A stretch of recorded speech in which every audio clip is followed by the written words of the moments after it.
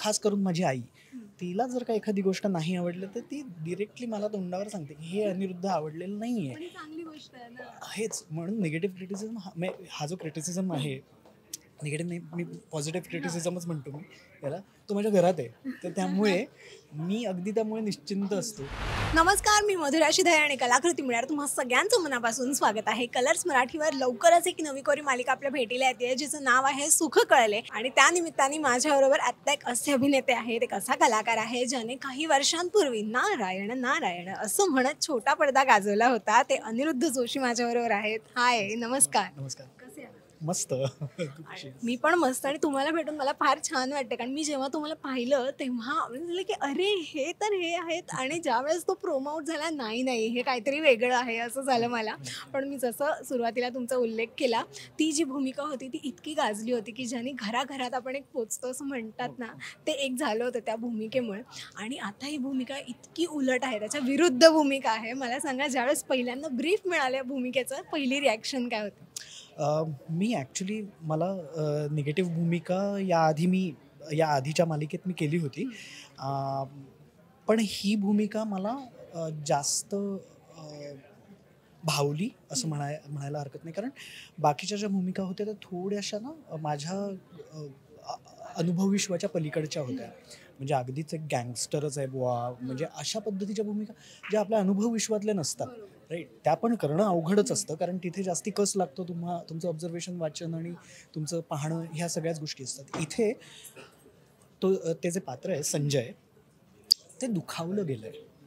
त्याला त्याचं पेन आहे. आपल्या कुटुंबात आपल्याला नेहमी अशा व्यक्ती बघायला मिळतात किंवा इतर सुद्धा आजूबाजूला आपल्याला बघायला मिळतात की जे ना कुटुंबात थोडेसे दुर्लक्षित, दुखावले गेलेले, मला हे नाही मिळालं आणि त्याला बरोबर कसं मिळालं वाले जे अशी भावना असणारी जे लोक असतात, तर तसं हे पात्र आहे. त्यामुळे ते पात्र वाईट नाही, ते जेन्युइन आहे. त्याला जे वाटतंय ते जेन्युइन आहे. ते प्लेझंट नाही आहे. मी असं म्हणेन की ते निगेटिव्ह कॅरेक्टर नाही आहे. ते ते एक अनप्लेझंटनेस घेऊन वावरतं एक स्वतःत. आणि त्यामुळे ते पात्र जे काही डिसिजन्स घेतं किंवा ते ज्या पद्धतीने जगतं, ते त्याच्या आजूबाजूच्या लोकांवर आणि त्याच्या कुटुंबावर जो काही परिणाम करतो, तो आपल्याला नेहमीच आजूबाजूला बघायला मिळतो. त्यामुळे एक ट्रुथफुलनेस या कॅरेक्टरमध्ये मला सापडला कुठेतरी, आणि त्यामुळे मला हे कॅरेक्टर करताना जास्त मजा येते. आणि शिवाय इतर मालिकांमध्ये एक थोडंसं एक अबव द लाईन काम करावं लागतं थोडंसं. तर इथे आमचे जे दिग्दर्शक आहेत राहुल भुते, तर ते आम्हाला सांगतात मी ते ना थोडा भी ज्यादा ना थोडा भी कम, ते बरोबर तिथे ते ऑप्टिमल जे आहे तेच दिलं गेलं पाहिजे. ही मेक्स शुअर की आम्ही ते करतोय आणि आमच्यात कॉन्स्टंट कम्युनिकेशन असतं की हे होतंय का, हे नाही होतंय का. कारण ते त्या बेसलाईनला ते ठेवणं ते गरजेचं असतं की उगाच, म्हणजे माझी एक भोईसुद्धा जास्तीची वरती झाली असेल तरी तो कट म्हणतो आणि तो म्हणतो की नाही हे कमी कर. सो बेसिकली हे महत्त्वाचं असतं की उगीच ते ओव्हर द टॉप पण नाही वाटलं पाहिजे, अगदीच ते एनर्जीलेस पण नाही वाटलं पाहिजे. तर ते असं कुठेतरी मेंटेन करणं, त्यामुळे तर चॅलेंजिंग भूमिका आहे माझ्यासाठी आणि त्यामुळे मला आवडत आहे. क्या बात आहे. पण मगाशी आपण पाहिला प्रोमो, तुम्ही त्याच्यामध्ये बॉटल वगैरे फोडलीत आणि तो जो एक असा चिडून तो एक वेगळाच एक अवतार धारण केला होता आणि त्याला गिळून टाकीन वगैरे इतकं रागारागात तुम्ही बोलला होतात.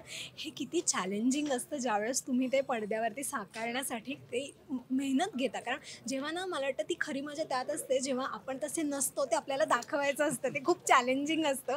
तुम्ही खऱ्या आयुष्यामध्ये एवढे चिडके असाल असं मला वाटत नाही बघून. किती चॅलेंजिंग आहे हे करणं. नाही, मी खऱ्या आयुष्यात एवढा चिडत नाही असं नाही. मी ऑब्व्हियसली आपण चिडू शकतो.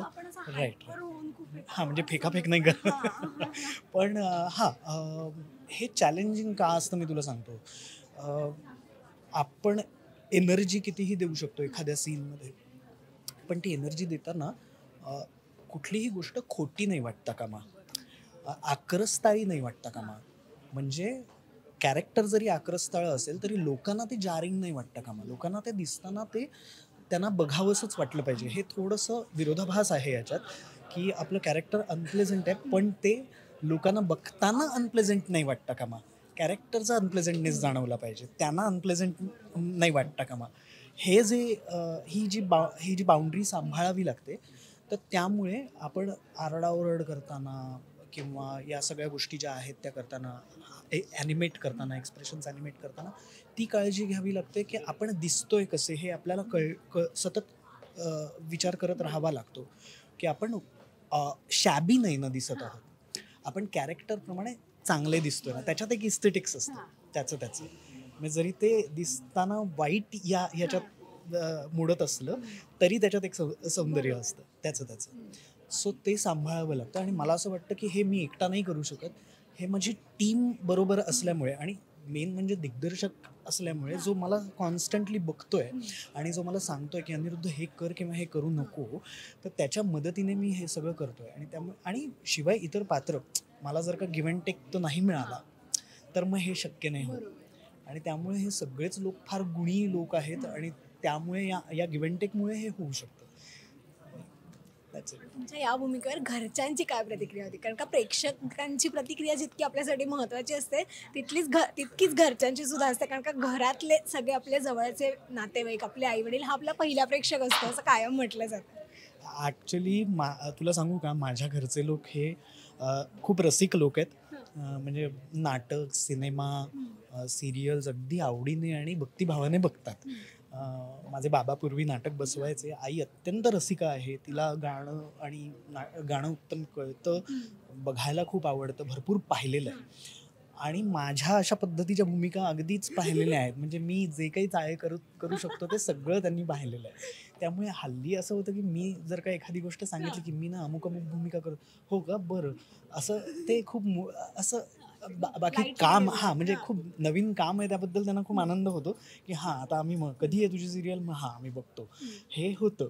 आणि मग त्यांना एखादा एपिसोड किंवा एखाद्या एपिसोडमधलं काम आवडलं की ते आवर्जून सांगतात की अरे हे छान झालं. पण खास करून माझी आई, तिला जर का एखादी गोष्ट नाही आवडली तर ती डिरेक्टली मला तोंडावर सांगते की हे अनिरुद्ध आवडलेलं नाही आहे. हेच म्हणून निगेटिव्ह क्रिटिसिझम हा जो क्रिटिसिझम आहे, निगेटिव्ह नाही, मी पॉझिटिव्ह क्रिटिसिझमच म्हणतो मी याला, तो माझ्या घरात आहे. तर त्यामुळे मी अगदी त्यामुळे निश्चिंत असतो आणि माझी कुठचीही भूमिका त्यांना बघायला आवडते. मी कितीही काहीही केलं तरी त्यांना ते आवडतं. पण मी सुरुवातीला जसा उल्लेख केला की नारायण नारायण असं म्हणत तुम्ही जो छोटा पडदा ती मालिका इतकी छान गाजली होती, त्या मालिकेनंतर तुम्हाला साधारण तशा पद्धतीचे रोल्स ऑफर झाले का? किंवा कारण बरेचदा असं होतं की त्या भूमिकेमध्ये जर का एखादा कलाकार चपखल बसत असेल किंवा ती भूमिका प्रेक्षकांना खूप आवडली तर साधारण त्या प्रकारचे रोल्स त्या मालिकेनंतर आपल्याला पुन्हा यायला लागतात. तर तुम्ही तशा पद्धतीचे रोल तुम्हाला ऑफर झाले होते का? आणि जर का झाले असतील तर ते तुम्ही ठरवून नाकारलेत का? किंवा अशी एक वेगळी भूमिका साकारण्याची तुम्ही वाट बघत होतात? ॲक्च्युली हो, मला तशाच पद्धतीचे रोल्स अनेक ऑफर झाले. त्याच्यानंतर मी काही रोल्स केले सुद्धा, त्याच्यातले सिलेक्टिव्ह रोल्स केले. म्हणजे उदाहरणार्थ मी पुंडलिक हे कॅरेक्टर केलं होतं, पण ते अगदीच छोटं होतं. म्हणजे ते हार्डली एक 15 दिवसांचा ट्रॅक होता म्हणून मी ते केलं होतं. शिवाय मी नंतर आणखी एका मालिकेत, मिथॉलॉजिकल मालिकेत एक भूमिका केली होती, जी तशी बघायला गेलं तर म्हणजे याने छोटी होती, ऐवज त्याचा छोटा होता. पण मला त्याच साच्यात अडकून पडायचं नव्हतं. हे एक गंमत म्हणजे अनेक लोकांनी मला परत नाराज करशील का असंही विचारलं. तर मला ते करायचं नव्हतं आणि मी त्यावेळेला मग अगदी नवीन काम येतं आहे असं असून सुद्धा मी ते नाही म्हणून सांगितलं. कारण शेवटी मी एक अभिनेता आहे आणि मी एक म्हणजे मी एक स्वार्थी अभिनेते, स्वार्थी असतात आणि त्या भूमिकेत अडकून राहायला कोणालाच आवडत नाही. आणि मला वेगवेगळ्या शेड्सच्या भूमिका करायला आवडतील, करून बघायला आवडतील. आणि त्यामुळे मी काही भूमिका नाकारल्या आणि नंतर मग मी काही कॉमेडी भूमिकाही केल्या. त्याच्यानंतर मी मगाशी म्हटलं तसं एक अगदी माफिया लेवलचं किंवा कार्टेल लेवलचं जे असतात तसंही काम केलं. मागच्या एका मालिकेत तर मी निगेटिव्हच भूमिका केली, पण ते मूर्ख निगेटिव्ह असतात ना, जरा कॉमिक निगेटिव्ह असतात, तशा पद्धतीचंही काम केलं. तर ते सगळ्याच भूमिका त्या निगेटिव्ह असल्या तरी त्या थोड्याशा ओव्हर द टॉप जाणाऱ्या होत्या. ही जी मालिका आहे, पहिल्यांदा मी रुद्रम मालिका केली होती. त्यावेळेला जी ट्रीटमेंट होती, जी अत्यंत रिअलिस्टिक ट्रीटमेंट होती, जी तसं बघायला गेलं तर तिथेही सुद्धा असंच होतं की जरासुद्धा जास्त नाही, जरासुद्धा कमी नाही, हे जे असतं, तर त्याच्यानंतर इतक्या वर्षांनी मला हा रोल अशा पद्धतीचा आता ऑफर झाला आहे. So I am enjoying it. भारी. म्हणजे मला वाटतं ते सुख कळले म्हणतात ते तुम्ही आत्ता जास्त अनुभवत असाल. एक्झॅक्टली. आणि मी सोहम प्रोडक्शन्स बरोबर मी दुसऱ्यांदा काम करतोय. कलर्स मराठी बरोबर मी आधी काम केलेलं आहे आणि दोन्ही एंटिटीज ज्या आहेत त्या अत्यंत प्रोफेशनल आहेत आणि प्रोफेशनल असूनसुद्धा त्या आपल्यावर प्रेम करतात. त्यात माणसं खूप अमेझिंग माणसं आहेत या दोन्ही संस्थांमध्ये, चॅनल आणि प्रोडक्शन हाऊसमध्ये. आणि ते कायम आपल्याला खूप चांगल्या पद्धतीने फीडबॅक देतात आणि त्यामुळे आपल्याला सतत चांगलं काम करण्याची एक जी भूक असते ती ते ॲपेटाईट सतत तयार करत राहतात आपल्याकडे. फार छान वाटलं मला तुमच्याशी गप्पा मारून. आणि मला वाटतं मालिका आता लवकरच चालू होते, त्याच्यामुळे मी जेव्हा सेटवर येईन तेव्हा तुमच्याकडे मला सांगायला खूप गोष्टी असतील आणि मलाही विचारायला बऱ्याच गोष्टी असतील. पण तोपर्यंत प्रेक्षकांनी आता ही मालिका सुरू होते त्यासाठी काय असं एक कारण आहे की जी त्यांनी काही करून पाहिलीच पाहिजे ही मालिका, यासाठी एक अपील करायचं असेल तर काय काय? ही मालिका पहा, नक्की पहा, कारण ही मालिका वेगळी आहे, कारण ती तुमच्यातलीच आहे. म्हणजे तुमच्याच आयुष्यातल्या घडणाऱ्या अनेक गोष्टी आहेत तर त्याच आहेत त्या. म्हणजे तसं बघायला गेलं तर तुम्हाला वेगळं काहीच जाणवणार नाही, पण बघताना तुम्हाला त्यातलं वेगळेपण कळेल. ती ज्या पद्धतीने आम्ही करणार आहोत, ज्या पद्धतीने ती तुमच्यासमोर येणार आहे त्यात वेगळेपण जाणवणार आहे. प्लेझंट, अनप्लेझंट सगळ्याच गोष्टी खूप छान पद्धतीने तुमच्यापर्यंत येणार आहेत. आणि खऱ्या अर्थाने सुख जेव्हा आपल्याला कळतं तर त्याच्या मागे सर्व प्रकारचे अनुभव असतात. It's a rainbow of things, it's a rainbow of emotions. आणि त्या सगळ्या अनुभवल्यानंतर जो एक पॉझिटिव्ह हे येतो त्याला म्हणतात सुख. आणि ही मालिका बघितल्यानंतर तुम्हाला सुख कळेल असं मला वाटतं.